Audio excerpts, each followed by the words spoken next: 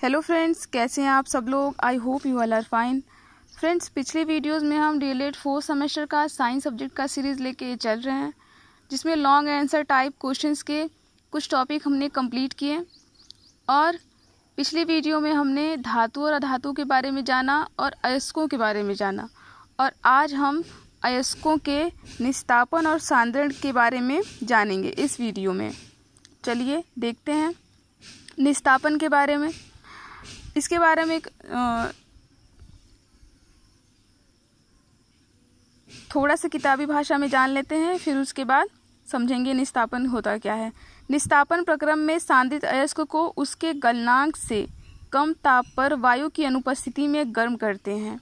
इससे अयस्क में उपस्थित नमी तथा अन्य वाष्पशील अपद्रव्य उड़ जाते हैं तथा धातु कार्बोनेट व धातु हाइड्रोक्साइड में परिवर्तित हो जाते हैं। निस्तापन के पश्चात प्राप्त होने वाले पदार्थ में धातु की प्रतिशत मात्रा अधिक होती है। निस्तापन परावर्तनी भट्टी में किया जाता है। आपने पिछली वीडियो में देखा था कि कोई भी धातु वो मुक्त अवस्था में प्राप्त नहीं होती है। किसी भी खदान में जो अयस्क निकलता है, उसमें उन अयस्कों में कई धातुओं का मिश्रण होता है। बहुत सारी अशुद्धियाँ, जिसमें कि कंकड़ पत्थर और धूल के कण और नमी भी मौजूद थी।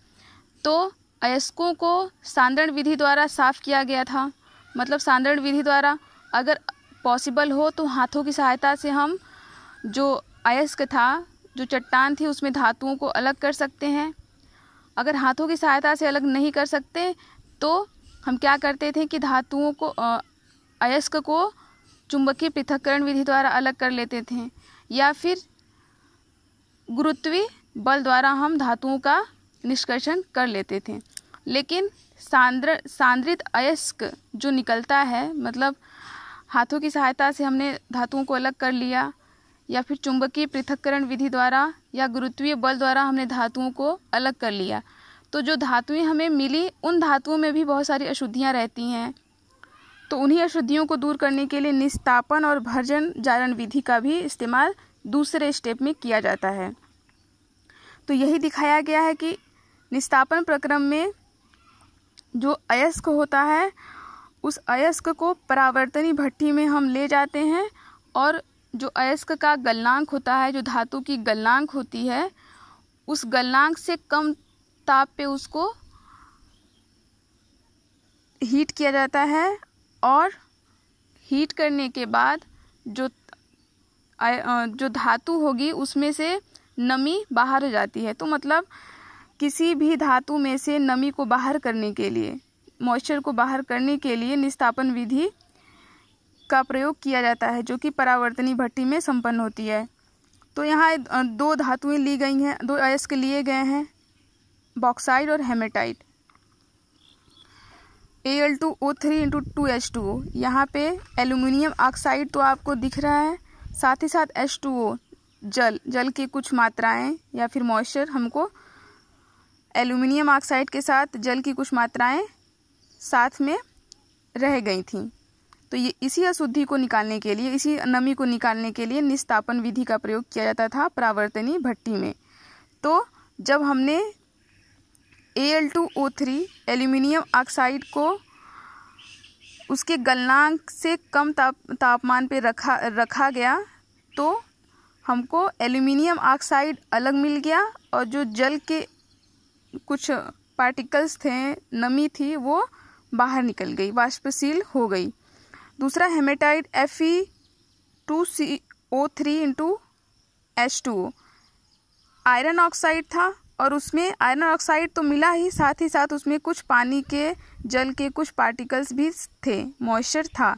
तो उसी आयरन ऑक्साइड में से मॉइस्चर को अलग करने के लिए आयरन ऑक्साइड की जो गलनांक, जो आयरन ऑक्साइड का गलनांक था, जिसपे कि आयरन जो है पिघल जाए, उस टेम्परेचर से कम टेम्परेचर पे हम परावर्तनी भट्टी में आयरन ऑक्साइड को रखेंगे, और आयरन ऑक्साइड के साथ जो जल था वो बाहर निकल गया, वाष्पशील हो गया।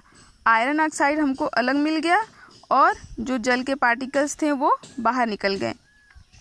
NH2O, नाइट्रोजन जो गैस थी और जो मॉइस्चर था H2O वो बाहर निकल गया। और दूसरा आता है भर्जन या जारण से क्या समझते हैं। चलिए देख लेते हैं। भर्जन या जारण विधि, अयस्क को वायु की नियंत्रित मात्रा में उसके गलनांक से कम ताप पर गर्म करना भर्जन कहलाता है। कोई भी अयस्क जो हमको प्राप्त हुआ जिसमें कुछ अशुद्धियां रह गई थीं, उनको दूर करने के लिए भर्जन या जारण विधि का प्रयोग किया गया। तो इसमें क्या होता है कि जो अयस्क होता है, अयस्क के गलनांक से कम ताप पर, मतलब कि कोई भी अयस्क है, जैसे मान लीजिए उसमें आयरन ही है, तो आयरन का जितना गलनांक होगा जिसपे कि आयरन में जो लोहा होगा वो पिघल जाता है, उस टेम्परेचर से कम टेम्परेचर पे रख के और हवा, थोड़ी सी हवा की मात्रा दी जाएगी तो उसमें से अशुद्धियाँ बाहर निकल जाएंगी।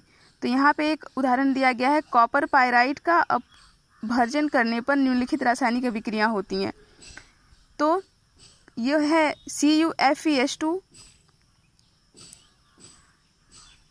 कॉपर आयरन सल्फाइड, और कॉपर आयरन सल्फाइड जो अयस्क था उसको थोड़ी सी हवा दी गई और गलनांक से कम टेम्परेचर पे रखा गया। तब हमको देखने को मिला कि कॉपर सल्फाइड अलग से प्राप्त हुआ और आयरन सल्फाइड अलग प्राप्त हुआ, और उसमें जो सल्फर डाइऑक्साइड गैस थी वो बाहर निकल गई। और दूसरा आता है आयरन सल्फाइड था। आयरन सल्फाइड को हम थोड़ी सी हवा की मात्रा दी गई और उसको आयरन सल्फाइड के गलनांक से कम तापमान पे रखा गया। तो क्या हुआ कि आयरन ऑक्साइड अलग प्राप्त हुआ और सल्फर डाइऑक्साइड गैस बाहर निकल गई, और यही अशुद्धि थी। और तीसरा है कॉपर सल्फेट और ऑक्सीजन। कॉपर सल्फाइड था और उसके साथ साथ थोड़ी सी हवा की मात्रा दी गई, तो हमको देखने को मिला कि कॉपर ऑक्साइड अलग प्राप्त हुआ और सल्फर डाइऑक्साइड गैस बाहर निकल गई। अब नेक्स्ट प्रश्न है, परावर्तनी भट्टी का वर्णन कीजिए। परावर्तनी भट्टी के बारे में जान लेते हैं। यह भट्टी अग्निशः ईंटों की बनी होती है तथा इसकी लंबाई 10 से 100 फीट तक हो सकती है। इस भट्टी की विशेषता यह है कि इसमें कार्बन युक्त ईंधन अयस्क अथवा धातु के संपर्क में नहीं आता। इस भट्टी के 3 भाग होते हैं। पहला अग्नि स्थान, दूसरा भट्टी का तल और तीसरा चिमनी। परावर्तनी भट्टी में भी धातुओं का निस्तापन या फिर भर्जन जारण किया जाता है। परावर्तनी भट्टी की जो लंबाई होगी वह 10 से 100 फीट तक हो सकती है, और इसकी विशेषता होती है कि जो अयस्क होता है या फिर जो धातु होती है वो सीधे आग के संपर्क में नहीं आती। जो हीट दी जाएगी धातुओं के निष्कर्षण के लिए, तो वो धातुएं डायरेक्ट जो अग्नि होती है, आग होती है, उसके संपर्क में नहीं आती और उसका निस्तापन या फिर भर्जन जारण हो सकता है धातुओं का या फिर अयस्कों का। आज के इस वीडियो में हम निस्तापन और भर्जन जारण विधि के बारे में जाने। नेक्स्ट वीडियो में हम कुछ और टॉपिक के बारे में जानेंगे। तब तक के लिए please take care, have a nice day, thank you.